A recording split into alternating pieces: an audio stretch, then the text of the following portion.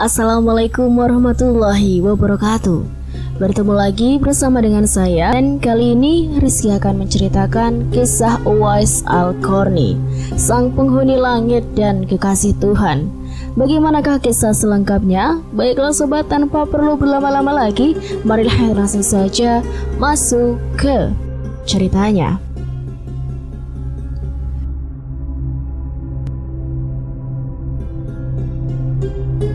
Kisah Uwais Al-Qarni menjadi teladan bagi umat muslim, bahwa ia begitu sangat berbakti kepada ibunya. Bahkan, ia dijuluki sebagai penghuni langit kekasih Tuhan semesta alam. Dikutip dari buku Kisah Kehidupan Uwais Al-Qarni, sang penghuni langit kekasih Tuhan semesta alam, karya Muhammad van Destra, Uwais dan ibunya masuk Islam setelah mendengar seruan Nabi Muhammad SAW dari Mekah. Rasulullah bersabda, dia seorang penduduk Yaman, daerah Qarn, dan dari kabilah Murad. Ayahnya telah meninggal. Dia hidup bersama ibunya dan dia berbakti kepadanya. Dia pernah terkena penyakit kusta. Dia berdoa kepada Allah Subhanahu wa taala, lalu dia berdoa kepada Allah Subhanahu wa taala, lalu dia diberi kesembuhan. Tetapi masih ada bekas sebesar dirham di kedua lengannya. Sungguh dia adalah pemimpin para tabi'in. Kala itu di Yaman tinggallah seorang pemuda bernama Uwais Al-Qarni yang mempunyai penyakit sopak atau tubuhnya belang-belang. Walaupun cacat, ia adalah pemuda yang soleh dan sangat berbakti kepada ibunya. Ibunya adalah seorang wanita tua lumpuh. Uwais setiap hari selalu merawat dan memenuhi semua permintaan ibunya, hingga ada salah satu permintaan yang sulit untuk dikabulkan. Wahai anakku, mungkin ibu sudah tak lama lagi dengan kamu. Ikhtiarkan ya nak, agar ibu dapat mengerjakan haji, pinta ibunya. Uwais terdiam karena perjalanan ke Mekah sangatlah jauh dan melewati padang pasir yang tandus dan panas, kurang lebih perjalanan 1000 km. Orang-orang biasanya bepergian menggunakan unta dan perbekalan yang banyak. Karena keadaan keluarga Uwais yang sangat miskin, hal itu membuat ia tercenung. Tapi ia tidak pernah putus asa untuk memenuhi permintaan ibunya tercinta itu. Setiap hari ia selalu berpikir mencari jalan keluar, hingga pada akhirnya dia membeli seekor lembu dan membuat kandang di atas puncak bukit. Setiap hari ia bolak-balik menggendong anak lembu itu menuju ke puncak bukit, lalu berlalu, dan lembu itu semakin hari semakin besar. Otomatis tenaga yang Uwais keluarkan semakin besar pula. Kebiasaan seperti itu berlanjut setiap hari hingga 8 bulan berlalu, hingga sampailah musim haji tiba. Lembu itu mempunyai berat badan 100 kg dan juga otot-otot Uwais Al-Qarni yang semakin membesar. Ternyata kebiasaan menggendong lembu bolak-balik ke puncak bukit adalah bentuk latihan Uwais agar bisa menggendong ibunya untuk pergi ke Mekah demi melaksanakan haji. Uwais akhirnya menggendong ibunya pergi dari Yaman menuju Mekah demi memenuhi permintaan ibunya tersebut. Ia tetap tegap menggendong ibunya untuk melaksanakan tawaf di Ka'bah. Ibunya pun terharu dan bercucuran air mata karena akhirnya bisa melihat Baitullah secara langsung. Uwais pun berdoa, "Ya Allah, ampunilah semua dosa ibu." Ibunya pun heran dan bertanya, "Bagaimana dengan dosamu?"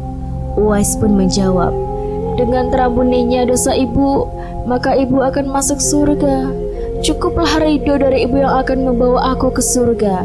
Subhanallah, keinginan yang sungguh mulia dan penuh cinta. Allah Subhanahu wa taala memberikan mukjizatnya. Uwais yang mempunyai penyakit sopak seketika itu juga hilang dan hanya tertinggal bulatan putih di tengkuknya. Tanda itu pun sebagai petunjuk agar khalifah waktu itu Umar bin Khattab dan Ali bin Abi Thalib untuk mengenalinya. Karena Rasulullah SAW pernah berpesan kepada mereka, nanti di zaman kamu akan lahir seorang manusia yang doanya sangat makbul. Kalian berdua panggillah dan temui dia. Dia adalah pemuda Yaman dan akan datang dari arah Yaman. Carilah dia dan minta tolonglah kalian. Uwais adalah sosok pemuda yang soleh dan sangat memuliakan ibunya. Uwais senantiasa merawat dan memenuhi semua permintaan ibunya.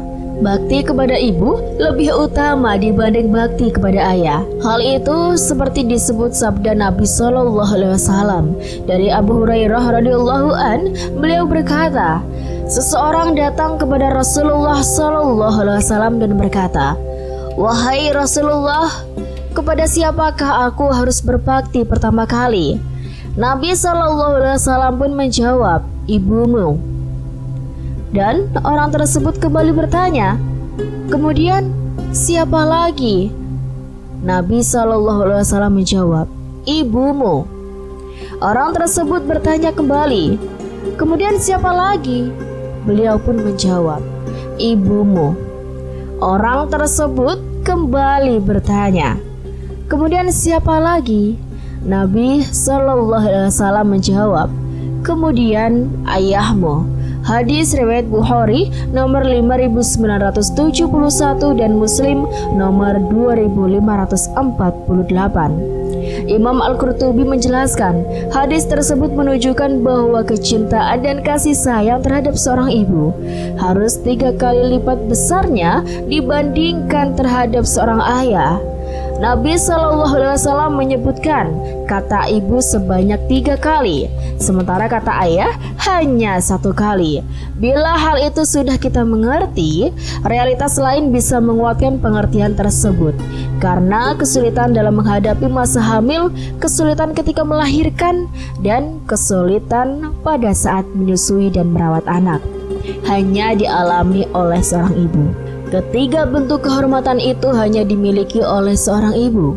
Seorang ayah tidak memilikinya.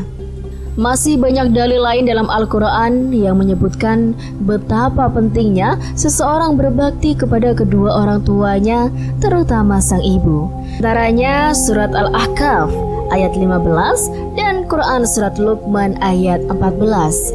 Contoh mulia tentang bakti seorang anak kepada ibu telah dicontohkan oleh seorang sahabat mulia bernama Uwais Al-Qarni asal Yaman.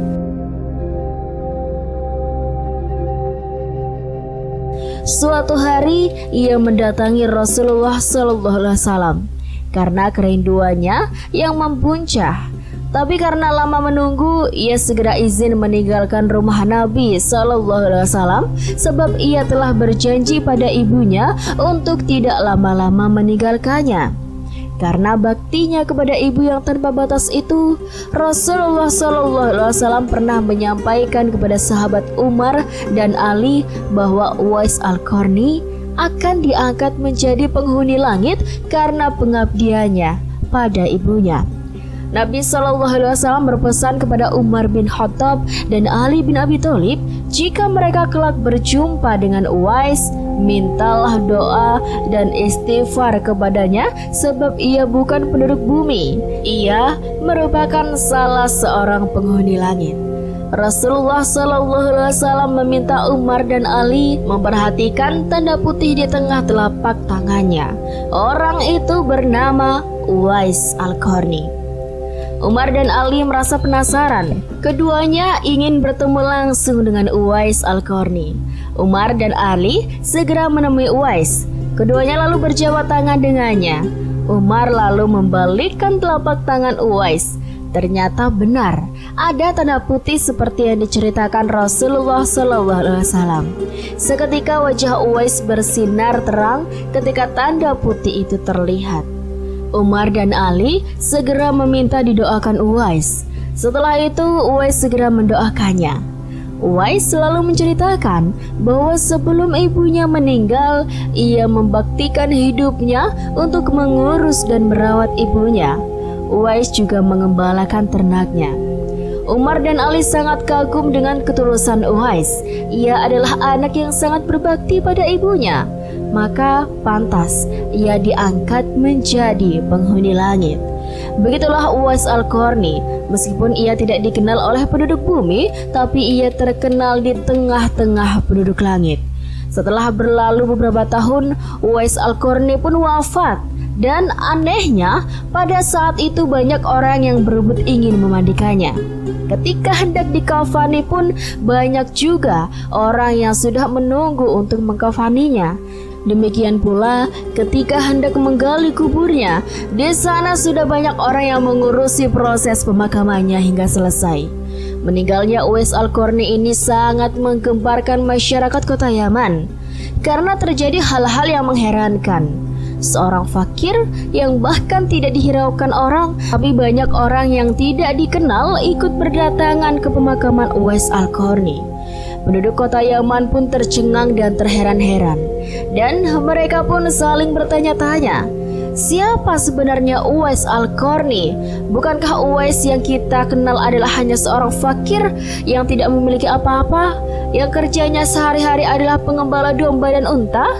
Wafatnya Uwais menggemparkan penduduk Yaman dengan hadirnya orang-orang asing yang tidak pernah kami kenal. Mereka datang dalam jumlah sedemikian banyaknya. Ternyata orang banyak yang mengurus jenazah Uwais Al-Qarni adalah malaikat yang Allah Subhanahu wa Ta'ala turunkan ke bumi untuk mengurus jenazahnya. Berita meninggalnya Uwais Al-Qarni pun tersebar kemana-mana. Baru saat itulah penduduk Yaman tahu siapa sebenarnya Uwais Al-Qarni. Selama ini tidak ada orang yang tahu siapa sebenarnya Uwais, disebabkan karena permintaan Khalifah Umar bin Khattab dan Ali bin Abi Thalib agar merahasiakan tentang dia. Barulah di hari wafatnya mereka mendengar sebagaimana yang telah disabdakan Nabi Muhammad SAW bahwa Uwais merupakan penghuni langit, kekasih Tuhan semesta alam. Demikian kisah yang sangat menginspiratif dari Uwais Al-Qarni, sang penghuni langit dan seorang pemuda fakir dan memiliki penyakit sopak. Tapi ia sangat mencintai ibunya dengan tulus dan mampu mengabulkan permintaan ibunya yang sangat sulit dilakukan orang pada umumnya. Semoga bisa menjadikan kita inspirasi agar selalu berbakti kepada orang tua. Amin amin ya rabbal alamin. Dan semoga dari kisah ini bisa bermanfaat dan bisa menjadi pembelajaran bagi kita semua. Terima kasih buat teman-teman semuanya sudah nonton video ini sampai akhir dan sudah dukung channel Rizky. Rizky doakan semoga kalian sehat terus, lancar terus rezekinya, dan dimanapun kalian berada, semoga selalu dalam lindungan Allah Subhanahu wa Ta'ala.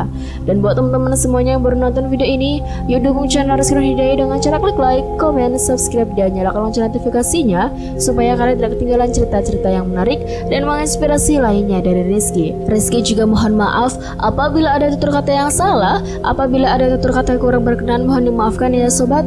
Kalau misalnya sobat punya kritik saran, boleh silakan saja tuliskan kritik saran kalian di kolom komentar, karena kritik saran kalian sangat membangun dan bisa memperbaiki Rizky dalam membuat video lebih baik lagi ke depannya. Terima kasih banyak. Sekian dari Rizky pamit undur diri. Wassalamualaikum warahmatullahi wabarakatuh.